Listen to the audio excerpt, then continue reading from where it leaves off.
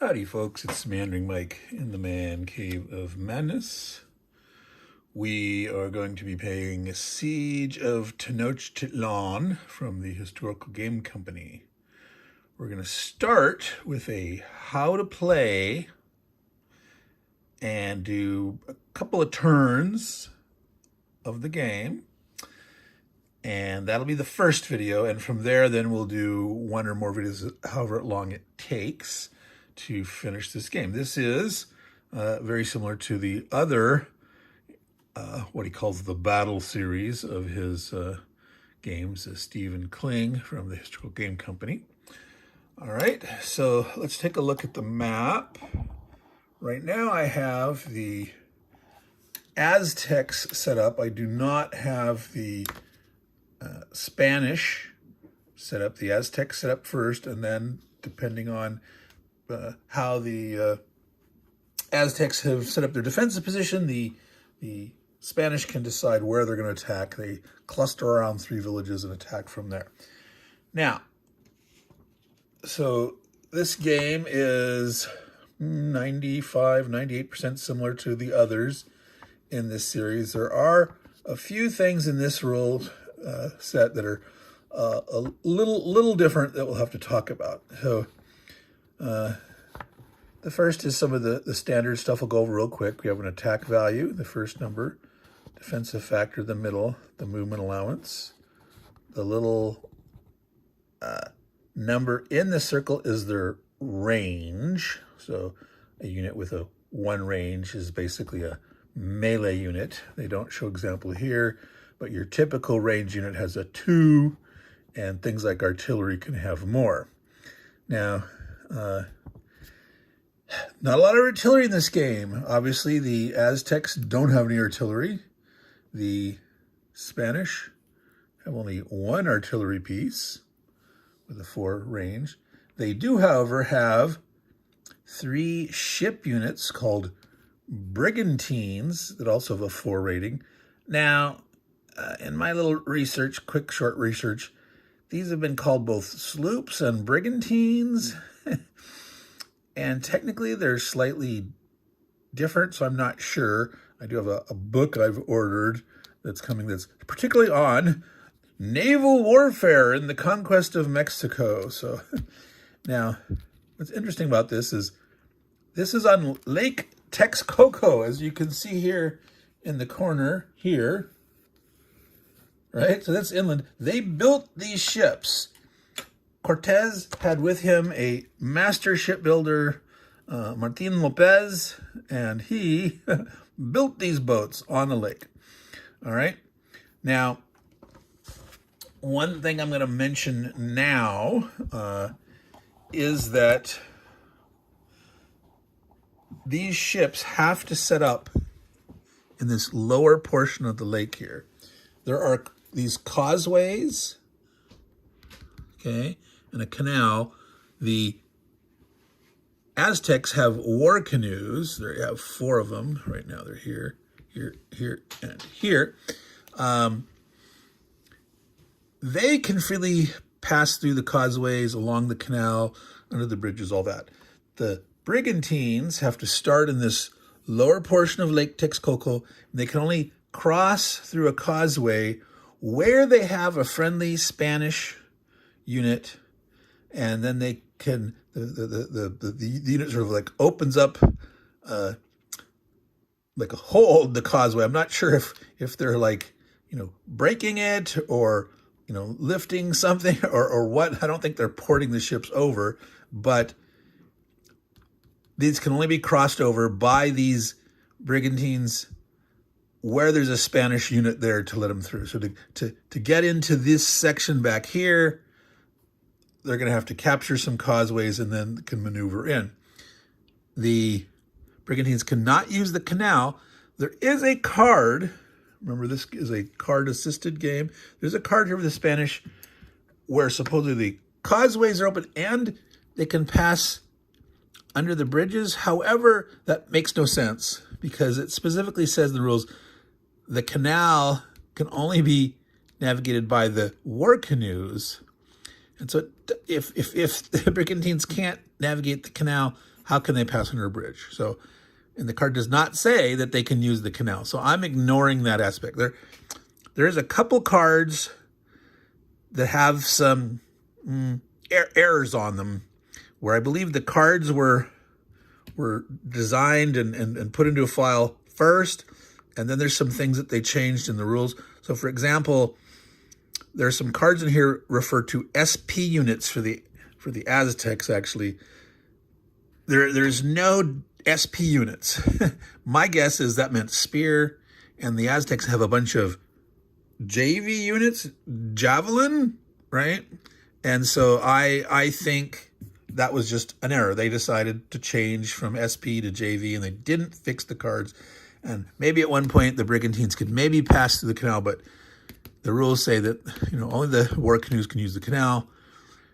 And so that one card that mentions the bridges being passable by the brigantines, I'm gonna say they can pass the causeways. It's a card that lets them go through the causeways for 1 movement point instead of 3 movement points where a Spanish unit's letting them through. So anyway, I'm sort of digressing. Meandering Mike, I tend to do that, but we were talking about the units, the strength, the range ones. So they do have 4 range brigantines. They have that 1 4-range artillery.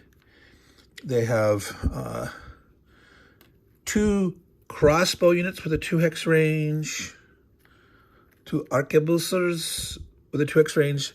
The stats are the same on those 2. There's really no difference at all. And then the rest of they have sword, cavalry, and war dog units, which have a 1 range. Okay, and then the Spanish have 3 Tlaxcalan, I think I'm pronouncing that right, allies. And these potentially can leave. They can abandon ship. There's a card where you have to roll that either they might disappear or they might get replacement losses. So it's like either you can get some back that died, or maybe they'll leave. So that's one of the fates on the cards. The Aztecs are much less endowed with range units. They do have their war canoes that have a 2 range, as you can see there. And they have a number of bowmen with a 2 range, but they only have a 1 strength. So, not as well endowed with ranged firepower as the Spanish.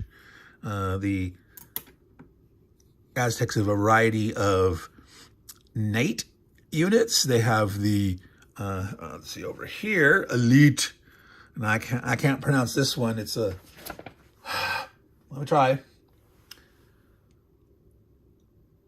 Coachiquea. It's their only 3 strength unit with a 6 defense, and then they have a couple of Jaguar Knights and Eagle Knights. Excuse my reach there, which are 2 6s. So Eagle Knights, there's 3, and I think the Jaguar Knights, they have 3 or 4 of those spread around at certain choke points. Now, the distinction of knights and that's some of the cards you can do certain things with knights or not. Then the rest of the staple melee units are the javelineers. So they're javelineers, which maybe they can throw them, but the range is so short they only have a 1 range. So they're basically considered melee. All right. So the important thing was that of difference in this game is the ships. The war canoes can go anywhere on the water. They can end, in a canal, bridge, lake, causeways. The brigantines can only be in the all lake hex sides. It's not super clear, but it sounds like to me they can pass through the causeway, but they shouldn't end there. That they can move through with a Spanish unit present, and then the brigantine would spend 3 movement points to move in through, and then on through. Doesn't say anything about retreats. I would allow them to retreat only through the same thing. Like, it's not passable unless the causeway is being held open for them. So whereas the war canoe have extra flexibility. I don't know if you looked at the stats. 3 strength, 1 strength, 7 defense, 6. They are more mobile, 9 here, but they have 4 range, 3 attacks. So these are powerful beasts. Now, according to the rules, these are considered like artillery. And if you recall from other games in the series, artillery, when they fire alone at range, they cannot insta-kill something. If they get a high result, and we'll quickly talk about the combat result in just a second. So these guys, if they're at point-blank range, close range, adjacent, artillery can potentially insta-kill a unit. And these are true like artillery.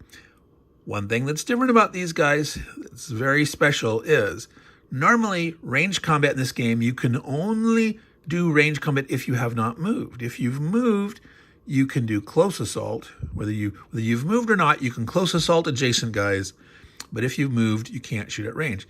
These can. These guys can sail up right next to a dude. And, well, if you sail up next to a dude, you're going to be close combating him. You can sail from one side over to here, and shoot within range. So that's one of their flexibilities. The advantage of sailing next to a dude is you could potentially get the outright kill. All right. Now, so let's quickly go over that combat result. We mentioned the attack rating, first number, middle rating, defense, movement. So it's very simple. When you attack an enemy unit, you roll a die, you add your attack strength. If it equals or exceeds their defense rating, modified by terrain, you've hit them. If you hit equal or 1 greater, you've disordered them. They have to retreat 2 spaces. If they can't retreat because there's zone to zone, you can retreat through friendly units, not enemy units. But if there's no place to go or they're surrounded by zones, you die instead. Now, if you're already disordered and you get hit, you die. Now, this guy here is a fort, and this is a fort right here. This is the Sacred Precinct. This is Fort Zolok. You ignore retreat results in here. If you get hit, you're disordered, but you don't retreat. Everywhere else, if you're hit, you're disordered and you retreat. But these are easier to hold.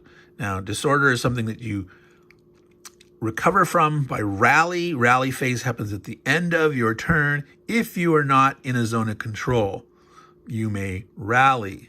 Now, there are some exceptions. There's some cards that allow you to rally at the beginning of your turn, even if you're in a zone. Those cards can be critical. Or you can get them on a turn where you have no one that's disordered, and so it's sort of wasted.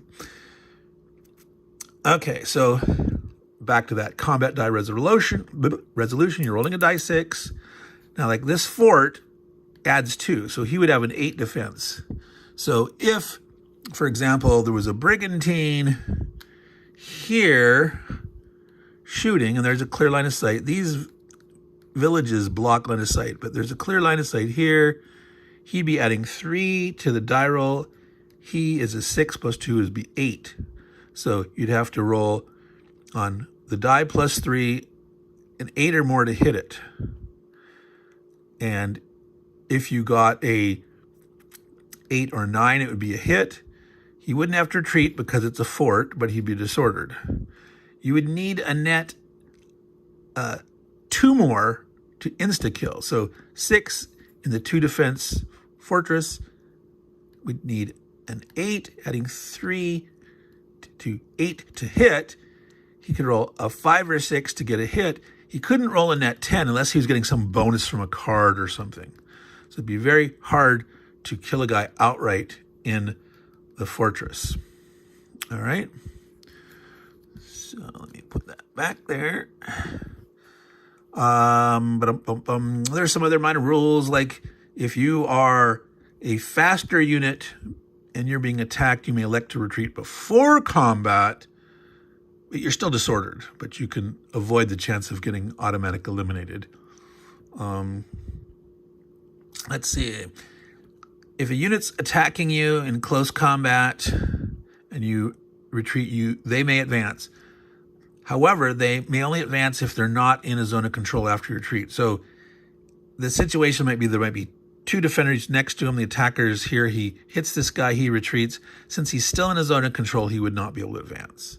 You can only advance if you were an attacker and you're not in a zone after the enemy retreats. All right. When you are disordered, you're flipped over. You cannot move until you rally. You only have a defense. You can attack. And you don't have a zone of control. You lose your zone of control when you are disordered. That's important to remember.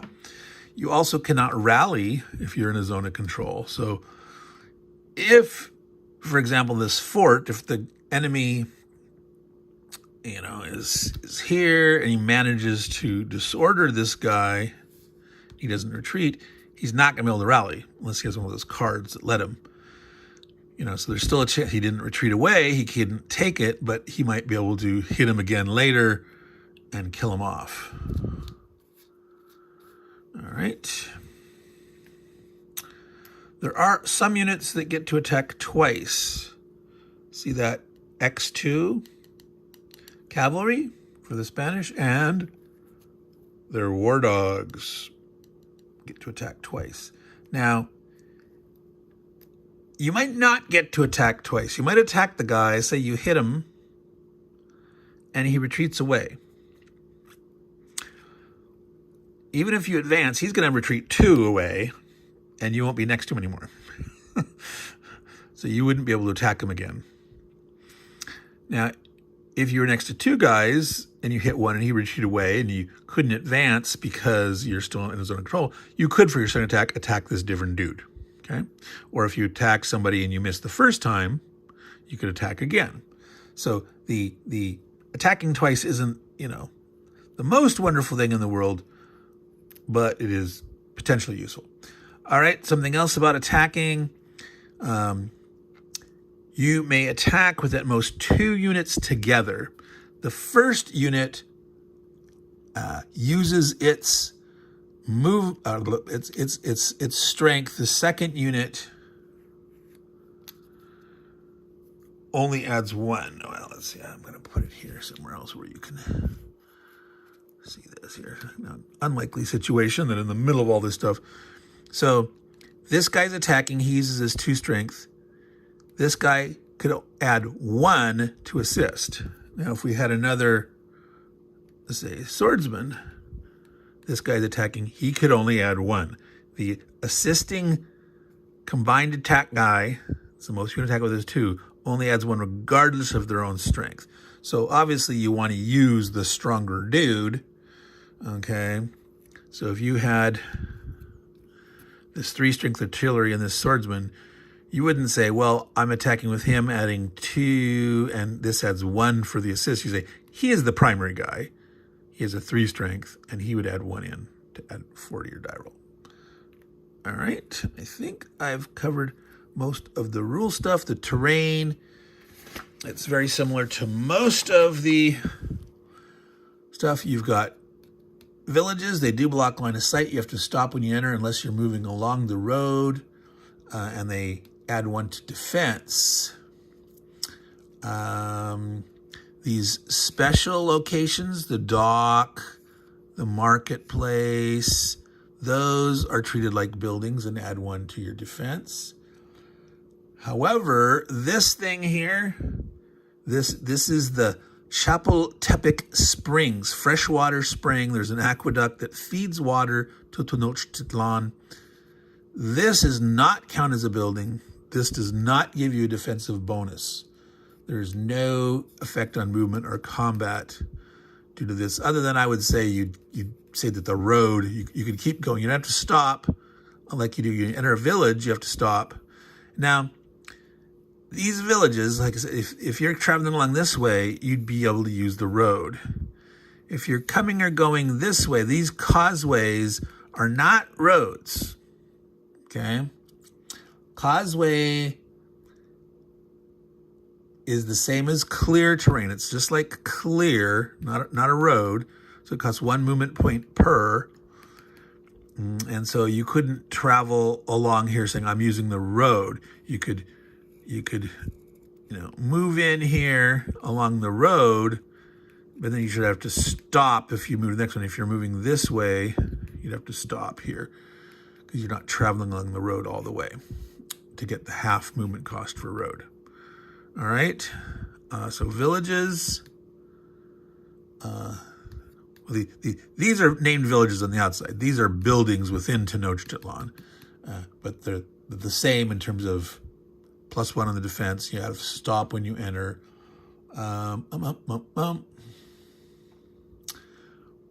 Bridge gives you +1 defense if people are attacking across the bridge. On the causeway, there's no defensive benefit except cavalry attacking get a minus to their strength. Okay, it's difficult for them to attack along the causeways.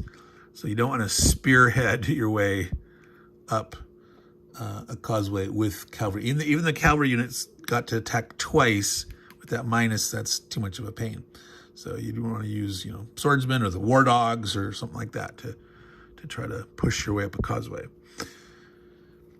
All right, so we're at 20 minutes here. There's just a couple more things I want to do before we start the play, and I'm going to do a turn or two. The victory conditions for this, okay? The Spanish win by controlling certain objectives. The market, the sacred precinct, the dock here, this Fort Zolok, and the springs. That's right, 1, 2, 3, 4, 5. They have to control those 5 places. They don't currently have to occupy it. If they were the last one to occupy it, that's good enough. They also have to have a route from Tenochtitlan out across a causeway and have the village on the outside controlled. Okay.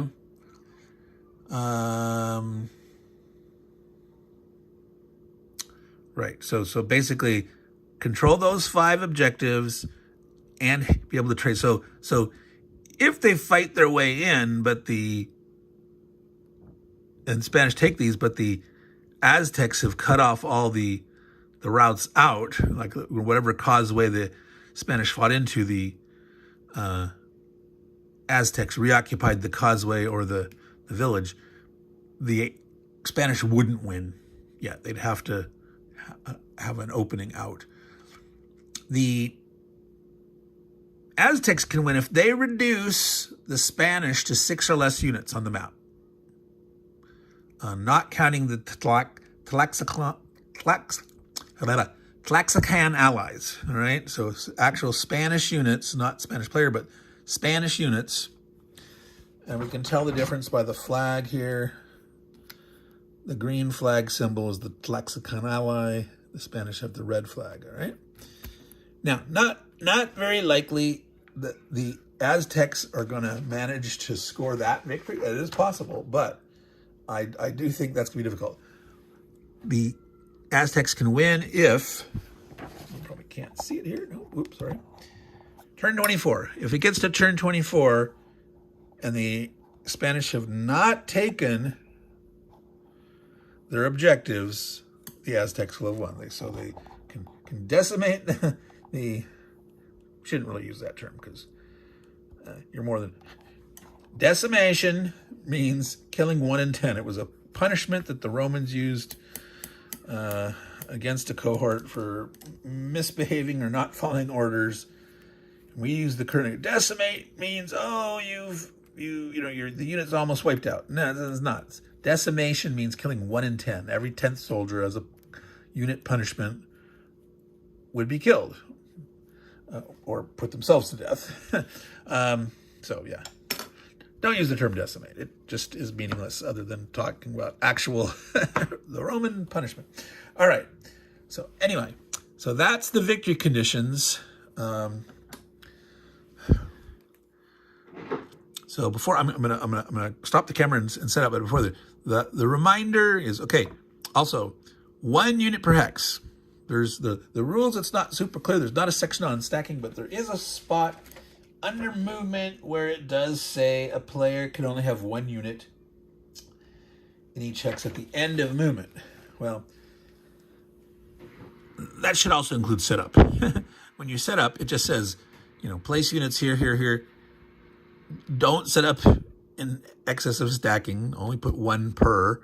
Even though it doesn't say that, it just, don't do it. All right. And the boats, the war canoes for the Aztecs have to start up adjacent to Tenochtitlan or one of the causeway or a causeway. The brigantines must start in this lower lake here. They're going to have to start down here, and then the Spanish pick 3 of the surrounding villages. And they have to, each one of those is a cluster of units, starting at least 4 units, 4 or more units in each of 3 villages within 3 hexes. All right? On the land. They don't get to start on the causeways. 3 clusters within 3 hexes of 3 different Aztec villages. Not into Tenochtitlan or any causeway, okay? So they're going to be on the outside land in the village hexes. Now, it's possible, but like you might say, I'm going to start in this village here. This village is also within 3 hex. This spring is within 3 hex.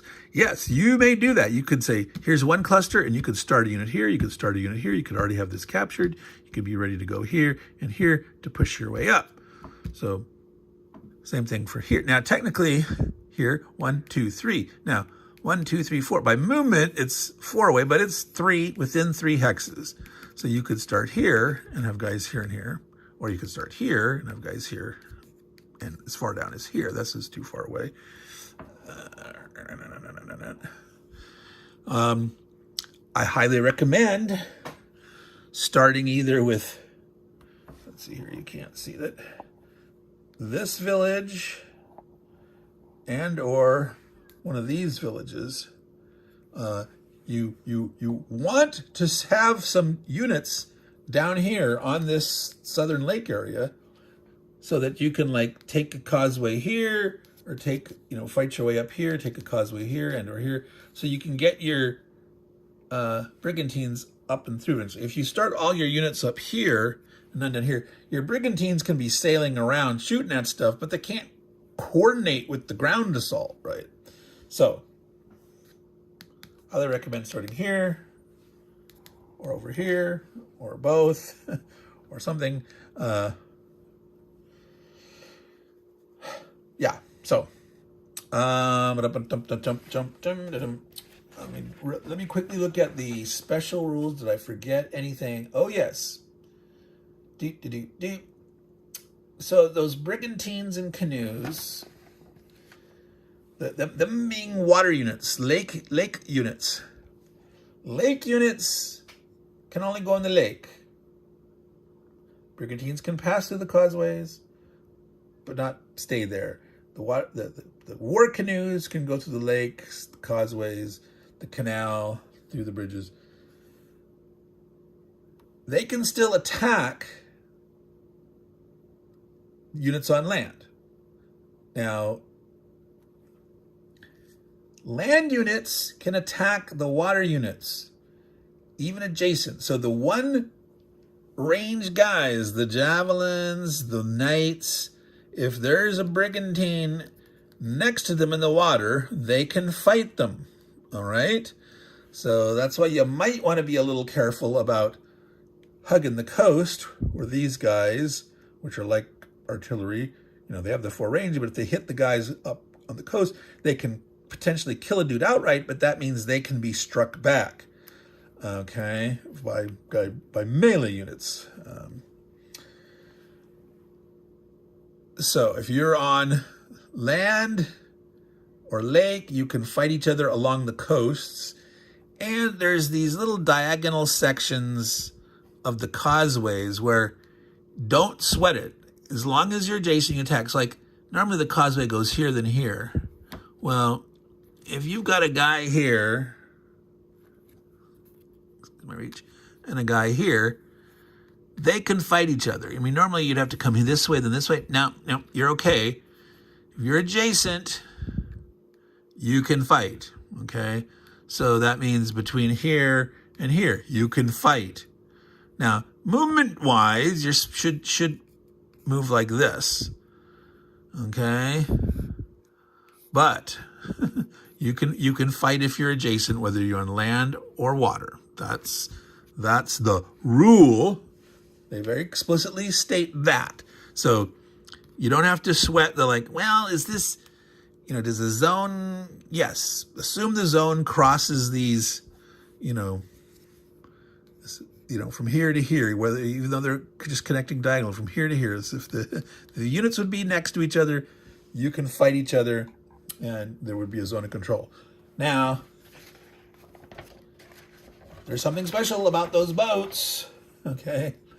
The boats exert zone of controls against other ships and the land units, but they ignore the zone of controls of land units. All right? Let me repeat that. If I can find the... Brigantines and canoes ignore zones of control, but do exert one. Okay?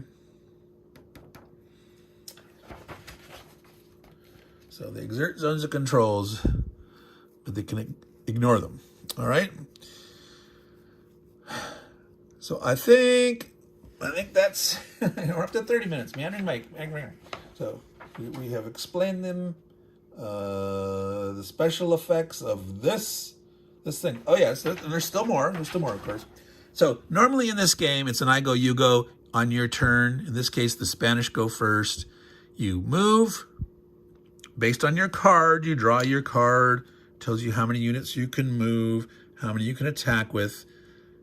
And it has a special. Always check that special first to see when it applies, because it might apply at the very beginning of turn, it might apply at the end of the turn, or somewhere in the middle.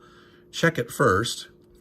But you can move that number of units, then you can attack with that number of units. After you move, before you attack, the enemy can do defensive fire. Don't forget defensive fire. I forget defensive fire all the time. However, in this particular scenario, there are a limit to which units can do defensive fire. You can only have 3 shots defensive fire, but only certain range units. For the Spanish, their crossbows, their arquebusers, their artillery, and their brigantines. So basically, every single kind of range unit that they've got, they can shoot range. Where's that artillery? All right. So there they are. Arquebusers and crossbowmen, brigantines, and the artillery. These can all do defensive fire for the Spanish. The Aztecs can only do it with their bowmen. Even though their war canoes have a 2 range, they cannot do defensive fire. Only Aztec bowmen. That's one of the reasons I have them sort of spread out around here in key points. They only have a 5 defense strength, so putting them out on the causeways and stuff might not be too smart of an idea. They might be kind of vulnerable and subject to early loss. So I don't, maybe that strategy will work for you. But my first time I played this, it was like, sort of like, I'm going to protect my bowman a little better. So, all right. So I'm going to stop this. I'm going to set up the Spanish, and then we are going to play a turn or two.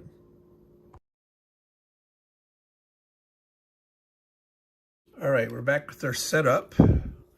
We chose this village here and within 3, so they are spread out here. The Springs village. We chose this village here. We elected to have 2 brigantines here, 1 over here. The 3rd village is here with guys spread out here and down to here. So we plan on taking this village and trying to push up here, here, and here. Up this causeway this way, this one here. This one we're basically ignoring here, but we could eventually bring in a spare unit down this way here, but this guy will diddle around shooting people here. If we do bring one down here, he can try to penetrate in here. Otherwise, he can potentially shift back over this way. These guys are going to try to clear here, maybe drive these off the coast, come up, and then, you know, we could potentially, you know, once we take this, cross this causeway this way to help out, or punch through here. You know, I'm trying to definitely got to get this fort cleared off here. I mean, you must clear this fort off. It is a victory objective, but just clear this. And the thing is, this all leads to here. It's one of the reasons I'm trying to drive these from the coast. So that's my plan as the Spanish here. We'll see how this turns out. So we'll do the first turn here, and then we'll stop and have a second video. So supplies replenished. So this would have been a good one later. 2 Spanish units may return to play that were killed. So it's wasted now, but we get to move 6 units and attack with 6. All right. So over here you can see the turn marker. It'll end up leaving view as we progress, but we can always move the camera. Trying to get everything in, and it's not easy to do. So we'll zoom in on certain parts of the map if we need to, but for now we're good. And I'm going to try to use this as a reminder for don't forget defensive fire, you know. So maybe it'll work, maybe it won't. All right, so we can move 6 units with the Spanish and make 6 attacks. So let me figure out which 6 units I'm going to move. All right, so 6 units to move. This guy moved here.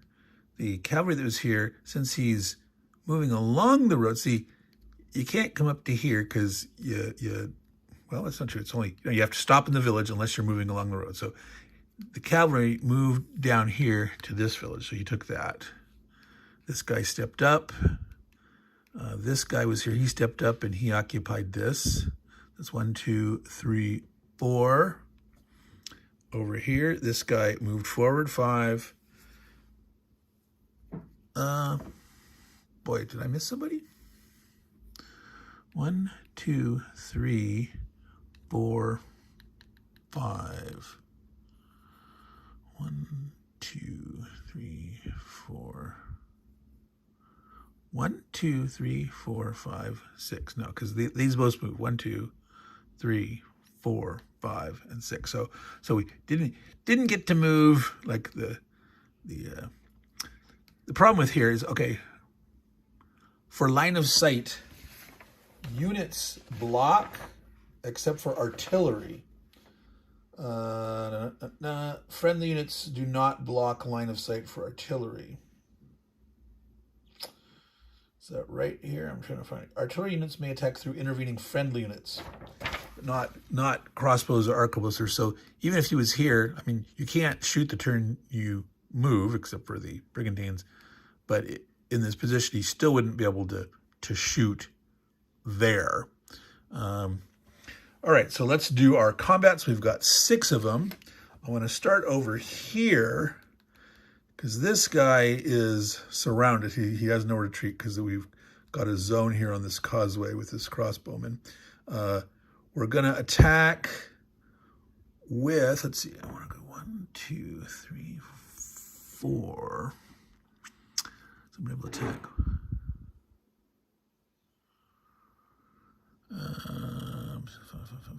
I'm gonna go ahead and add the brigantine in here. Yeah. Oh, but before we actually attack, before we declare attack, all that stuff, defensive fire. Now, only bowmen, Aztec bowmen. He's within range of unit. He is within range of unit. So those guys could shoot. Not in range, not in range. And part of this is I've decided to keep the bowmen in the buildings, not out on the causeways. I don't want them to be the first brunt of damage. As guys drive in, they'll be within range to help support and shoot. but trying to preserve the bowmen. So these guys can shoot, though. So he might as well shoot here, and he's going to have to roll 6 to succeed. Adding 1 against a 7. Not easy. Miss. Rolled a 5. The great roll normally, 6 does not hurt the brigandine.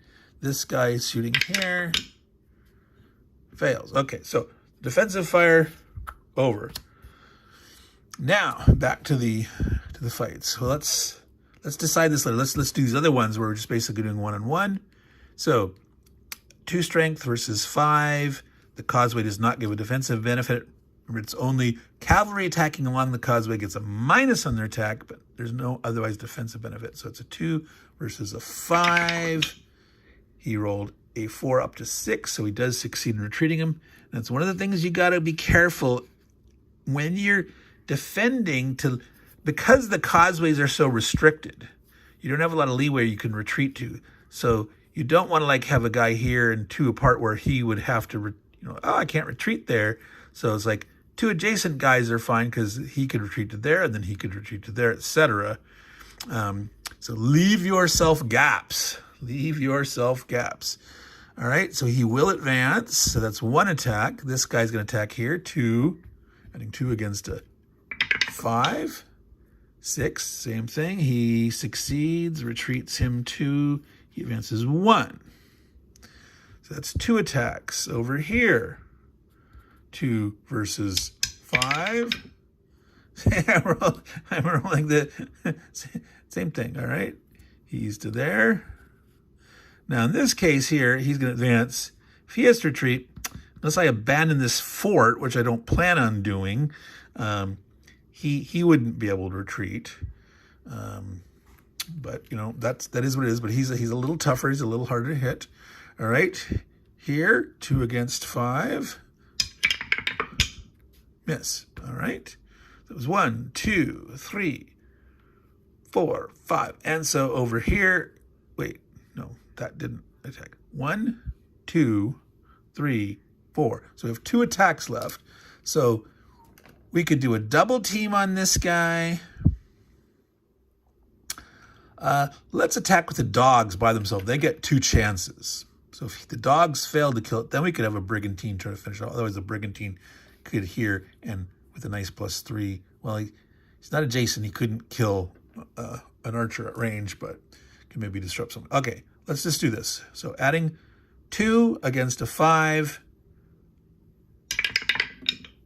Rolls a 4. Succeed. This guy dies because he can't retreat through the zone. So that's the first Aztec eliminated unit. The dogs will advance. So there's 1 attack remaining. So could shoot with artillery, could shoot with brigantine. He might want to shoot here, drive him back, because he can potentially move up. If he could drive him off and they don't occupy here, the cavalry could, well, see if he's here, he'd be attacking off the causeway still. But if he's attacking onto the land, into the causeway. Okay, so if you're on a causeway attacking into it or along any, so yeah, this guy's gonna blast here, because if he can push him back and they don't move up to occupy that, then next turn he could potentially try to drive himself onto the land. All right, so adding 3 against a 5. Or it's a 3, it's a 6, so he does have to retreat 2. He wants to retreat back to this way. All right. So that was the Spanish turn 1. It is now the Aztecs turn 1. What card did they get? Urban Warfare. 6 moving 5. All Aztec units in a building or fort add +1 to all attacks during combat this turn. Okay, now this is kind of interesting because this includes these bowmen sitting in these buildings, shooting out. So it's like, yeah, they know how to get the nice spots to shoot at targets. So again, that's one of the reasons I was like, if I guard the coast and have a bunch of dudes, they can get their +1s here. So They can move with 6, and they're going to shoot with 5. So let's move them. All right.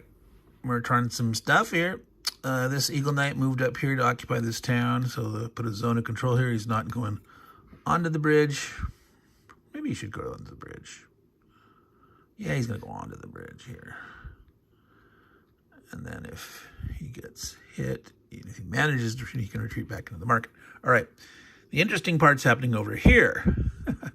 This Eagle Knight moved up to engaged. These war canoes, one sailed around this way here. They're putting the zone on this guy. So they're going to try to beat him and kill him. Over here, we had the okay, let me try it again. Kuach Ikwe Knight came out of the fort to here. So this Jaguar Knight could go to here. All right. So they're going to try to hold a little longer at the distance instead of letting these war dogs run all the way up. All right. So we have 1, 2 movements, 3, 4, 5, 6. They only get 5 attacks, though. All right, so he's not attacking, but he will attempt to attack to drive him back. Maybe not. That's 6 in a village, 7. He'd have a 1/6 chance. We'll think about it. Not within range. Maybe he should have moved all the way to here. Well, no, because then the boat could move up and cut off his retreat. Okay, here, 1, 2, if we do 2, 1, 2, 3, 4, 5. Yeah, that's like 1/6 chance. Okay, so we can only attack with 5. So let's start here. Jaguar Knight with a 2 strength, getting support from, defensive fire. All right. Swordsman, no, he's too far away. No, he could potentially defensive fire. So could the Brigantines. Crossbowman could defensive fire here. Arquebuser could defensive fire there. So we got 3 shots, but no one can interfere with this. All right. Yeah, he's going to defensive fire here. So 3 against a 6. He rolled a 6. So he's 3 over, but the guy cannot be eliminated at range by artillery because these are considered artillery. So he retreats here. All right. Over here. Crossbowman, Brigantine here. Those can shoot. Oh, let's see. 1, 2, 1, 2, 1, 2, 3, 4. No, let's see. That would be...